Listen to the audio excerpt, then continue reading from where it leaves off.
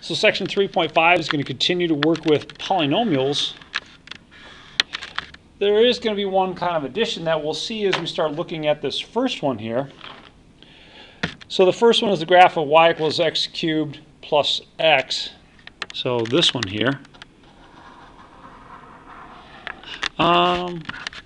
What roots can you see just looking at this?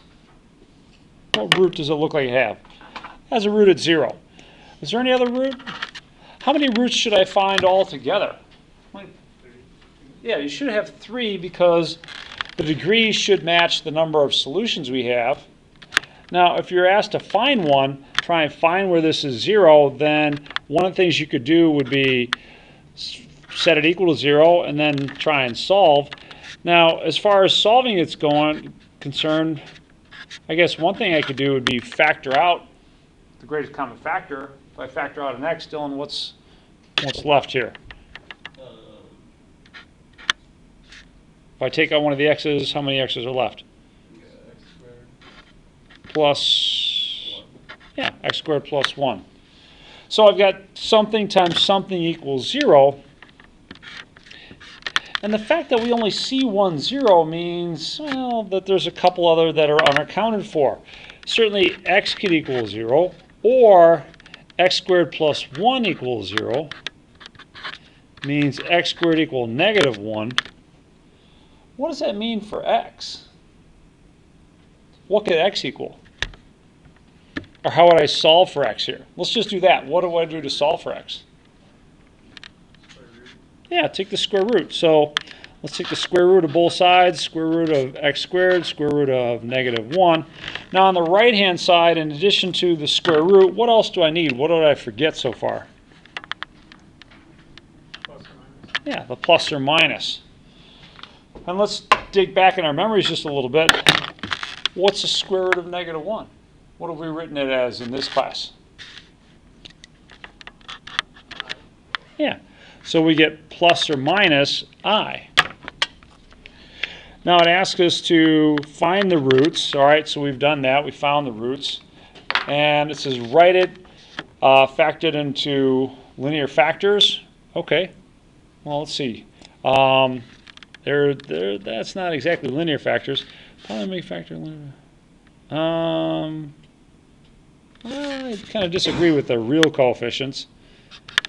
So we've got a couple possibilities. Either x could equal 0, x could equal I, or x could equal negative I. Those are our 3 solutions. The binomials that correspond to that would be x minus 0 equals 0, x minus I equals 0, or x plus I equals 0. So I'm moving all those terms to the left-hand side of this short little equation. That gives me some binomials, and if I multiply those binomials together, that's going to be the factored form of p of x. So p of x would be, let's just call that x times x minus I times x plus I. And that's kind of nice if you can write it factored like that, because then you're showing not only how it's factored, but you can pretty much read off the solutions to this polynomial. That is its roots. So, okay, nice, nice. Let's try and look at another one. Example C, we're going to skip example B for now. I might give you a chance to work on that one later. But are we okay with example A? The big change for us is that now we're starting to allow complex solutions here. And with your complex solutions, you're not going to see the graph cross the x-axis at a complex solution. We can't graph that with the limitation of being 3-dimensional creatures. We need to be 4-dimensional creatures in order to graph these properly. So we're out of luck.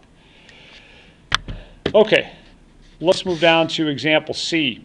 It says a polynomial is given, find all the zeros, and then factor it completely. So kind of a replay of example A. Let's see what we can come up with. Let's see.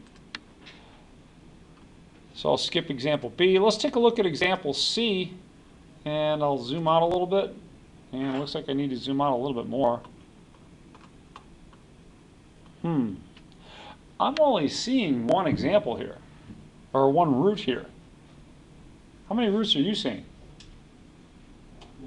Yeah, probably one, right? Right here.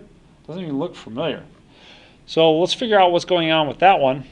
You know what? There's a reason I'm only seeing one, and that's because there's an x missing there.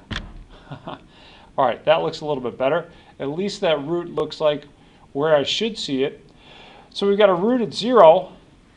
What's the multiplicity of that root at 0? Is that a bounce, wiggle, or straight through?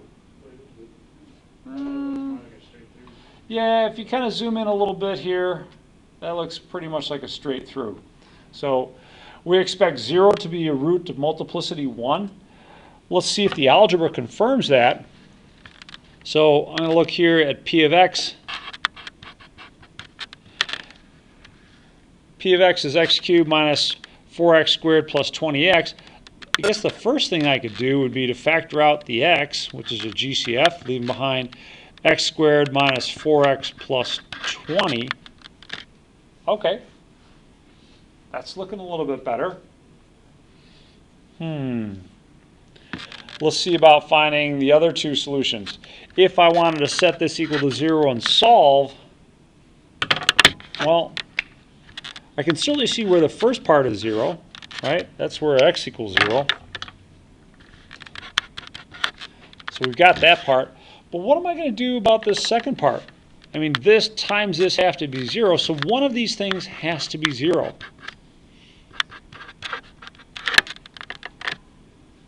Where's that last thing equal 0? Where's that polynomial going to cross the x-axis, if it does it at all? What can I do to solve here? You can just do factoring. All right. But as I think about two numbers that multiply to a positive 20 and add a negative 4, I'm coming up short. I can't think of any two. So if factoring doesn't work, and that's good to always try factoring, what else could I try? Quadratic formula, absolutely. So let's write down our A, B, and C. A would be 1, B would be negative 4, C would be 20. Yeah, please. For the negative 4x, can't you just do the difference of the negative 4x, and that way you would end up doing grouping? So like No, -4. I don't think this one's going to group at all. Gotcha. Yeah, it's a good thought, but that one's not going to group. So let's see. It's going to be x equals the negative of b, so let's be careful here. That's the negative of negative 4, plus or minus the square root of negative 4 squared minus 4 times a times c, all over 2 times a. So there's a lot going on there. Let's see what we can come up with. That's going to be, and let me bring it over to here, 4 plus or minus 16 minus 80. Now there's a lot of wishful thinking that comes into this problem quite often when I look at students' exams. A lot of times 16 minus 80, oh, well, that's 64. But what important thing am I missing? Negative. Yeah, it's negative. Yeah. Somehow that negative disappears because it's an inconvenient thing. But we can actually take the square root of negative 64. What's that going to be?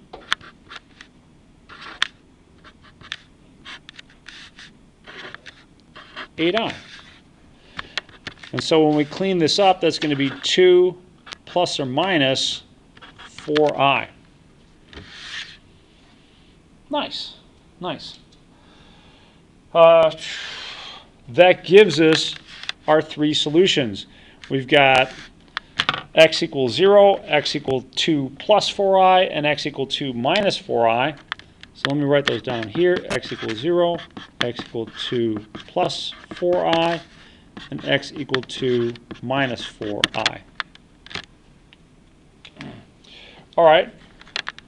Let's play the same game that we did up above with example A. I'm going to move all those terms over to the left-hand side, and that's going to give me these things down here. I'm still going to have x equals 0. I'm just going to leave that as. But this is going to be x minus 2 minus 4i equals 0. How about this last one, Olivia? If I move everything to the other side, thank you, x minus 2 plus 4i. So this moves over. And now we can write it as a factored polynomial. So our p of x from up here is going to be p of x equals, let me continue with the green here, x times x minus 2 minus 4i and x minus 2 plus 4i. Just get rid of it like this, plus 4i. So nice. So Omar, maybe you can see why you were struggling to factor that. The factorization is really pretty nasty. So yeah. One of the things you can tell right here when you get a negative, that you're going to end up with some complex solutions. In fact, there's something interesting about the complex solutions. If you've got a polynomial that has real coefficients, but you end up with these complex solutions, those complex solutions occur in special pairs. So you've got this one and this one. They occur in what are called conjugate pairs. So if you get one, then you get the other one. So it's called the conjugate root theorem. Because we had a positive 16 minus 80. That's where we got that negative. So appreciate the question on that one. Anything else on example D here? Or excuse me, not example D, example C. I'm going to do example D next, as long as there are no other questions or anything else lingering from example C. Let's look at example D. I've kind of used my room for example D, so I'm going to space out a little bit more. And we're actually going to need a lot more space. So don't try and cram all this work onto your worksheet.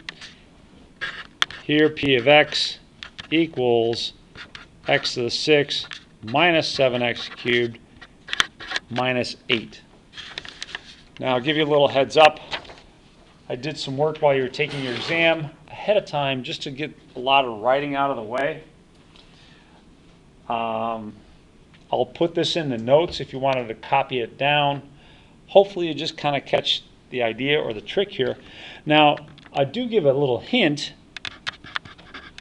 and that is this can be written as x cubed plus 1 and x cubed minus 8. So I give you a little heads up like, oh, hey, this factors a little bit. Now, if you're trying to solve this all together, trying to solve where that's equal to 0, you know, it doesn't hurt to look at these things on a graphing calculator or something like that, say Desmos, and I'm only seeing it cross the x-axis at 2 places, at -1 and at 2. How many roots are unaccounted for then? 4. Yeah, there's 4 of the roots that I don't know anything about. So what do you have to know, or what does it imply about the nature of those remaining 4 roots if you can't see them? Nasser? Yeah, they're imaginary roots. They're complex roots. So we kind of expect that going in. Now, I don't think that many of you have the factorization for x cubed plus 1 or x cubed minus 8. 1 on the right would be a difference of 2 cubes. That's the difference of 2 cubes, and that's the sum of 2 cubes. So both of them. Now, if you're looking at that and going, well, I kind of know part of it. If you're looking at that and saying, well, you know, part of it has to be x minus 2 times something. And if you think deep, you might remember that, oh, it's going to be a trinomial. But you might be coming up short like, I just don't remember. If you don't remember that formula, now that we understand synthetic division, there's actually something you could do. Now, this is in a pinch, and it takes a while. So that's why I did this ahead of time. But suppose we regarded that as, well, let's see, let's just divide this by this. And I'm going to use synthetic division. So I've got a 1 here and a minus 8. But there's actually a couple things that are missing here. Yeah, how many zeros do I need to put in? Good, because I have a 0x squared and a 0x. So I'm going to do this by synthetic division. Speaking of zeros, it always starts out with a 0. So we'll start out with a 0 there. Add going down, we get a 1, 2, 2, 4, 4, 8. And naturally that turns into a 0 because we've got one of the roots. Great. What does that tell me about my polynomial then? Well, that tells me that, X squared. yeah, this missing term is really x squared plus 2x plus 4. So in other words, x cubed minus 8 can be rewritten as x minus 2 times x squared plus 2x plus 4. So if you don't remember that formula, and I certainly have sympathy for you in that regard, you do have kind of a workaround here so that you can kind of figure it out if you needed to. Now, the other painful part of this is going to be applying the quadratic formula to this part. Because we know where the roots are here, right? Where are the roots here? Tough to tell where that's equal to 0. We know where it's equal to 0 here. That's at 2. So you apply the quadratic formula. And let's see, maybe I should do that part with you. I don't know if you want to take notes on this part or not. But negative b would be negative of 2. Square of 2 minus 4 times 1 times 4. That ends up giving you 4 minus 16, or a negative 12. So this part right here is telling you, okay, you're headed towards complex solutions because you've got the square root of a negative number. All right, easy enough. Let's play around with this. In order to play around with that a little bit, what I would suggest is that you factor that, you split it up. And how would you split that up? Well, we got negative 2 plus or minus. I'm going to split it up into 3 parts. Let's see if we can't figure out what those 3 parts are. 4 and a 3. 4 and a 3 give me my 12. And I put the minus 1 there. Can someone suggest why I put that minus 1 here? So that would turn to an I. Yep, nice. That turns into an I. So overall, let's see. Overall, that's going to give you 2 plus or minus 2i times square root of 3. And we're going to divide that by 2. Now, it might be convenient for you to split it up into 2 parts. Or you could factor out the 2 from here, but I find that most people have more success splitting it up like this. We'll end up with negative 1 plus or minus the square root of 3i. Whew. Wow. Now you can see why I did this ahead of time. All right. Save you some of the pain of this. So, all right. So 1 down, 1 to go. We need to repeat that, except this time we need to repeat that for this other term. So how's that going to work? Let's see. I hope I've got it here. Yes, I do. So x plus 1, or x cubed plus 1, that's going to start by factoring as what? What are these first 2 terms here going to be? Plus 1. X plus 1. And then, yeah, we got to figure out what's going on here.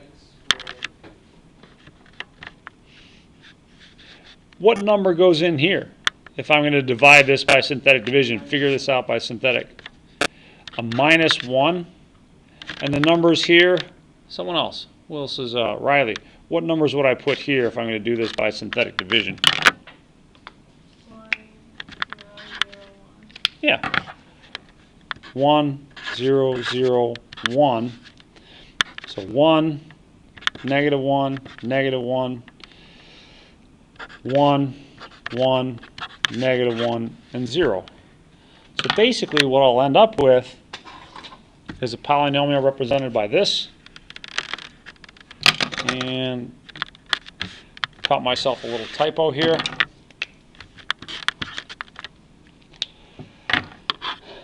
So that's telling me how this factors as x squared minus x plus 1. To finish figuring out where that's equal to 0, we're going to have to do the quadratic formula. So let me put in some values here. A is equal to 1, B is equal to -1, and C is equal to 1 again. So I need another negative here, and a -1 squared. Now that -1 squared is 1 minus 4 gives me a -3. So this is just a lot of work. There's no doubt about it. I'm not going to be anywhere near this mean to you on an exam. And let's get rid of the negative there.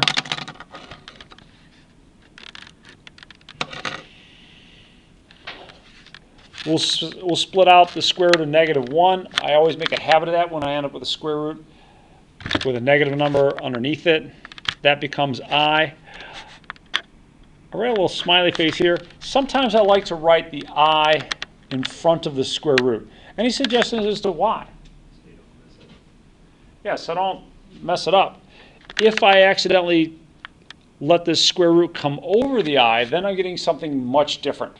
It's no longer the answer that you're expecting. In this course, you will not get the square root of I. You'll not be dealing with, the square root of a square root of -1, essentially. You can deal with that in trig, but it's not part of this course. So overall, when we look at this one, this factors as x plus 1 times x squared minus x plus 1 times x minus 2 times x squared plus 2x plus 4. We know where those two have their answers. That's going to be at x equal -1 and x equal 2.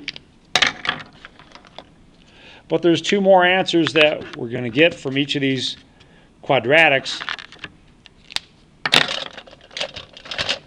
This one was plus or minus, or 1/2 plus or minus square root of 3 over 2 times I. And the last one, where was it? What was it? -1 plus or minus square root of 3i.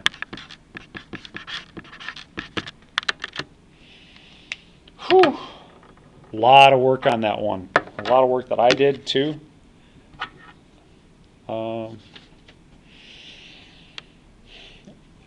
If you wouldn't mind giving me some feedback. Is this a useful trick if you can't remember the formula for the difference of sum of cubes? Like that one? Okay. All right, cool. Would it be the same for long division as well?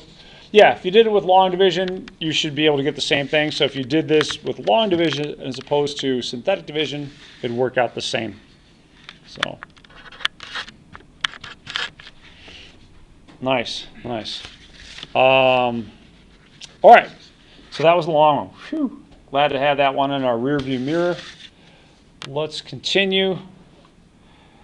Any comments or thoughts on that, or do you want me to just kind of go through and give you a wrap up on it? Just take a look back at it, or we can move on. Can you explain again how you got the x -2 and the x plus 1 for the trinomial? Let me see here. Sorry. I know that- These two? Yeah, the x plus 1. How would you pull that out of the x cubed minus 8? Okay, so this right here. Well, hopefully you look at it and you know it's like, all right, well, I know that that's the difference of two cubes. This is something cubed. That's 2 to the 3rd power. Okay. So it's going to factor with an x and a 2. Remember, same sign, opposite sign, always positive. I gotcha. And after that, I just divided this by this to get that. I gotcha. All right, appreciate the question. Anything else? Okay. Let's move onwards. Let's see. So that one was a lot tougher than most, thankfully. Let's take a look at example E here. Find all the zeros, state the multiplicity of each zero. Now this is just something that I find in WebAssign that I really struggle with. That's being kind of polite. And that is this idea that you have to put in the answers in a specific order. I think this should be sophisticated enough to take in any order, but yeah, it's true. Anyway, so we got p of x equals x to the fifth plus 2x cubed. We want to find all the zeros of this polynomial. Where would you start? Help me out. I've worked on a couple of these with you. Noah, what do you think? Some help maybe? Let's see. Jeff, any suggestions? Want to find where this is equal to 0. Suggestions as to where to start.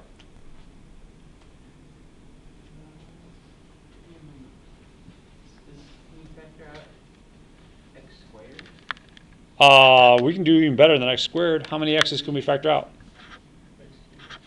Yeah, let's factor out an x cubed. What's that leave behind? If I take out 3 of the x's, what's left behind? X squared plus 2. Yeah, x squared plus 2. You could check that by distributing. But, all right. Well, that's a good start. And let's see. That's splitting our polynomial up into a couple different parts. This times this equals 0 means one of these things has to equal 0. For instance, x cubed could equal 0. Or x squared plus 2 equals 0. What is this telling me about my solutions? 3 zeros. Yeah, x equals 0 is a root with multiplicity 3. What does that mean I should see when I look at the graph of this polynomial? Yeah, you should see a wiggle. So let's take a look and see if we get a wiggle at 0. Yeah, okay, that looks like a wiggle at 0. Now, I'm not seeing any other places where this thing crosses the x-axis. Even if you were to zoom out a little bit, it's just going to keep going up and up and up, or down and down and down, depending if you're moving to the left or to the right. So what's that telling me about this thing right here then?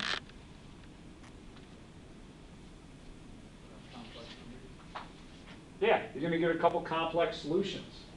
So, okay, let's see. What would I do to solve here? Riley, any suggestions? I know, he just took a test. Victoria, any help? Make it x squared equals -2, and then x equals I, or plus or minus I equals 2. Yeah. So we'll move the -2, or move the 2 to the other side, it becomes -2. When we take the square root, you end up with plus or minus square root of 2 times I, or preferably, in my opinion, plus or minus I times the square root of 2. That way that square root doesn't accidentally get written over the I.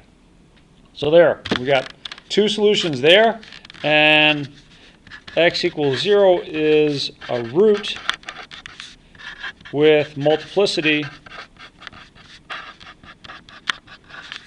equal to 3. Now we're going to have to take a look back and see exactly how WebAssign wants us to answer their question in a really specific form, which I won't be doing to you on an exam. So it says, order your answers from smallest to largest, followed by complex answers ordered from smallest to largest. Boy, can you get any more picky in terms of putting in your answers? There's 120 ways that you can put in your answers. How long would it take a computer to just sort through all 120 of them? A nanosecond? You know? So anyways, the real answer is first, and then the complex from smallest to largest, that would be a minus I square root of 2, and then the plus I square root of 2. So that's the order that they're looking for there. I apologize. That's why I throw a few extra points on top of your homework grade at the end of the semester, because stuff like that happens. Okay.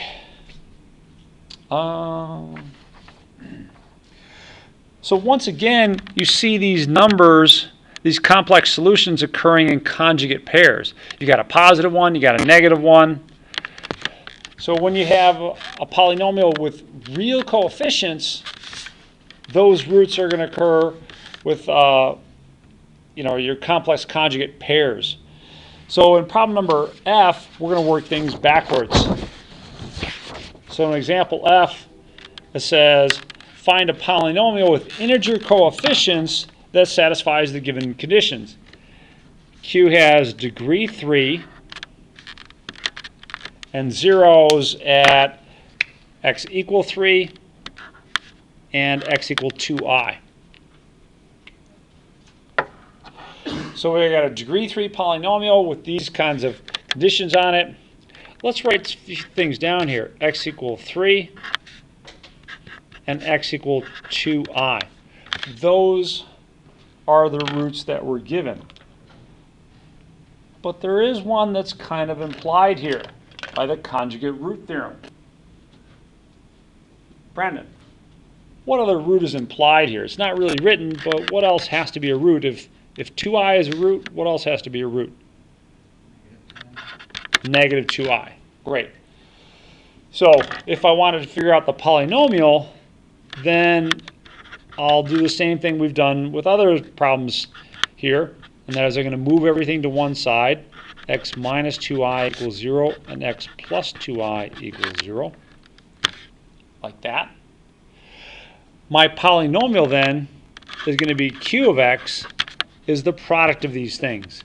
It's going to be x minus 3 times x minus 2i and x plus 2i. It's going to be those three things multiplied together. Now, there is a little bit of a trick that we can do in pulling these things together. But so far, the big story that you should see is this right here. Is that once you have these two roots, you get that third root because that's the only way you're going to have a polynomial with real coefficients, is to have that complex conjugate there. As far as multiplying these things out, there is a nice little trick here. Think you got it? All right, tell you what. You put that here, we'll look at it when we're all done and compare notes, all right?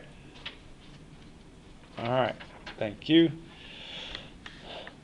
The suggestion that I would make would be to multiply the complex things together first. And let's see what's going to happen when we do that.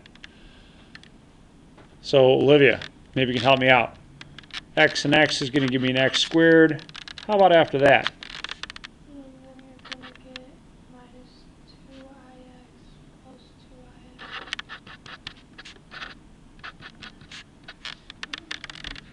2ix. And the last terms. Good, negative 4i squared. Now, a lot of this is going to simplify. Thank you very much. A lot of this simplifies. What am I going to have as I simplify this? What's going to be left in this bracket? Let's start by getting rid of the easy stuff. What's easy that I can get rid of? Negative 2xi and positive 2xi. Those cancel each other out. What happens to minus 4i squared? Yeah, it becomes a positive 4. I squared is negative 1 times negative 4 gives me a positive 4. So this is x squared plus 4. Awesome. When I multiply this together, I'm going to get an x cubed minus 3x squared plus 4x minus 12. Beautiful.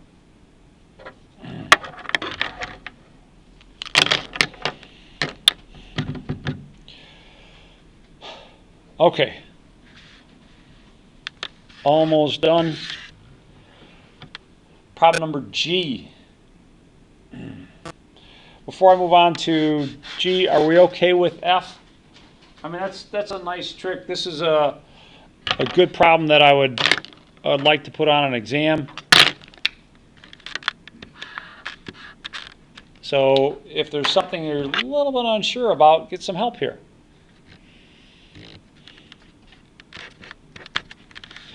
Same kind of problem going on with part G here, except this time we've got Q has degree 2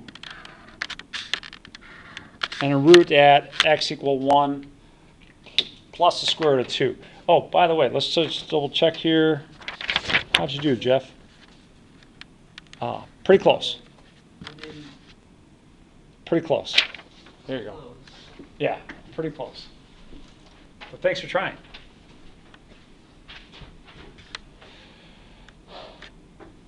All right, so we got x equal 1 plus I times the square root of 2. Yasser. What else do I got for this problem? What else can I use that would help me?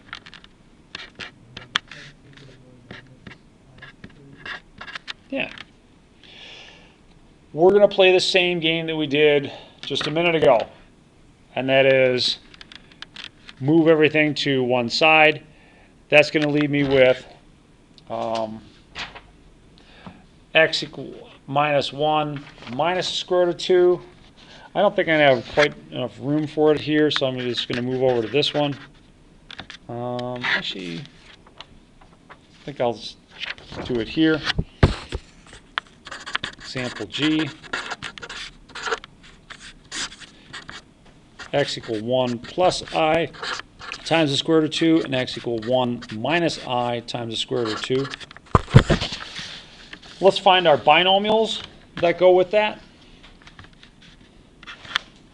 X minus 1 minus I square root of 2 equals 0. X minus 1 plus I square root of 2 equals 0. And this one looks like it's going to be a little bit messier to multiply these things together. So I'm going to give you a quick little reminder on something. And it's going to make our life a little bit easier. Reminder. So the first one is this.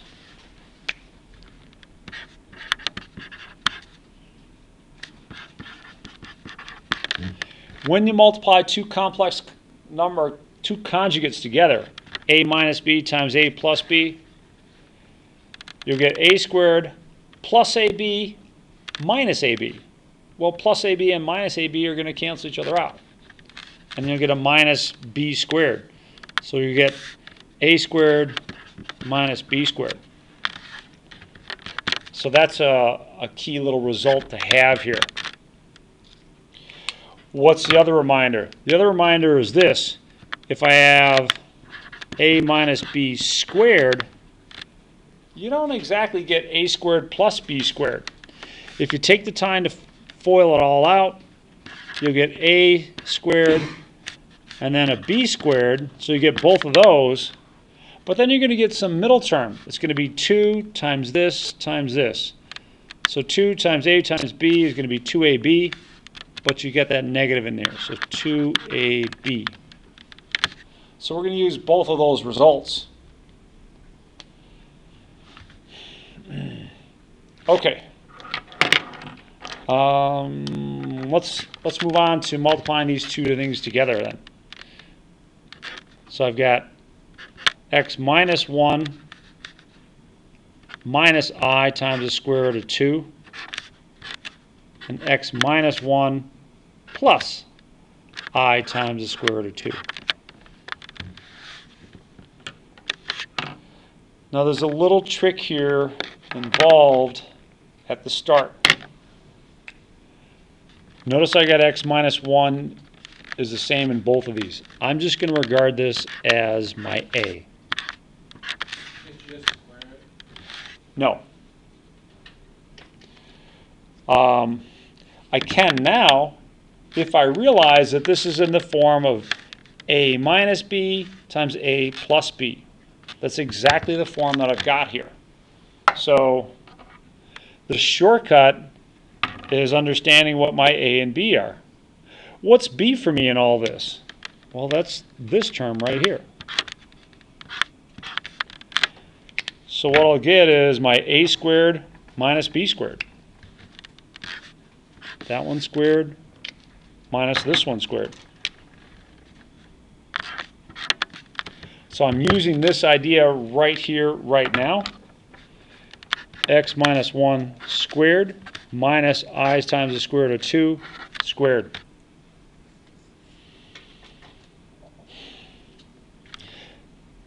Now is where I use the second idea, right? Because I got x minus 1 squared here. Can I 1 square that out? What would I get when I square this out? I've already used my a squared minus b squared idea. What do I get when I square that out?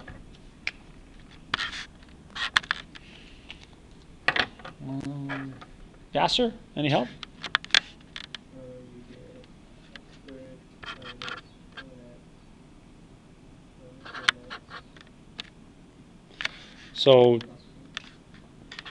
all right, so you get the n term squared, x squared, and a 1, and then 2 times x times negative 1 gives you that middle term, so negative 2x. Good.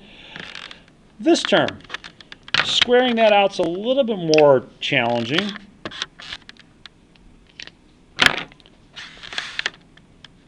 What do I get when I square out I? What's I squared? I squared is negative 1. How about the square root of 2? Would just be 2. It was just 2. Thank you. So you get a minus negative 2 here. Your final answer is x squared minus 2x plus 3. Whew. Because the double negative becomes a positive, you get a 2, add it to the 1. Like terms, got a 3.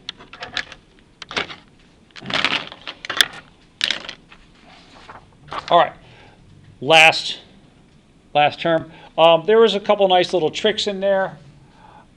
I don't know though that's a test question or not. One of these previous two problems, either F or G, is a test type question. Brandon? Just for my own clarity, the x minus 1 that you're using, where does that come from? So I'm grouping those things together so that I can regard it as being my A. So that whole term is the same in both of these. It makes it fit the pattern of A minus B and A plus B if I regard that as my A and this is my B. So I've got this whole thing minus this, so that's A minus B, and then this whole thing plus this, so that's my A plus B. So by putting those parentheses around those terms and regarding it as one whole thing, then I can fit it into this pattern. And instead of multiplying all these things out longhand, I can just take a shortcut and realize, oh, that's A minus B times A plus B. I mean, the alternative to doing what we did would be to x minus 1 minus I squared to 2, x minus 1 plus I squared to 2. The alternative would be to first distribute the x to all three things here, then distribute the negative 1, then distribute the negative 2i. So that's 9 multiplications, and then you got all those additions.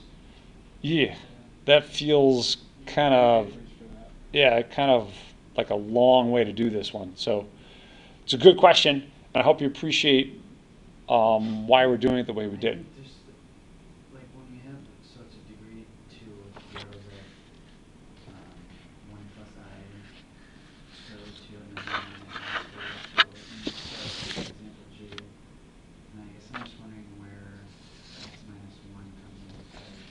You gotta get them all on the other side. Yeah, So we started out with these two were roots, and then kind of like what we did with these other ones, you move them to the other side to create the corresponding binomials. So when it switches sides, then you get the x minus 1, that switches sides, minus I squared to 2. We've moved everything to the left-hand side, so we got a 0. And then we do the same thing here. Move that over. When it switches sides, it switches signs. Same thing here. That's going to be a plus I squared to 2. And again equals 0. It's these that represent your binomial now. And now that's when you multiply those two together to get the final polynomial for Q. Cool. All right. Appreciate you sticking with me and getting that answered. Anything else on this one? All right. Let's wrap this up. And I think at this point, I would suggest you just kind of sit back and enjoy the ride. Not even bother to take notes. If you wanted to look at the notes, they'll be on D2L later today. But it says, find all the zeros of this polynomial, and you've got this graph here. What information are you getting from this graph?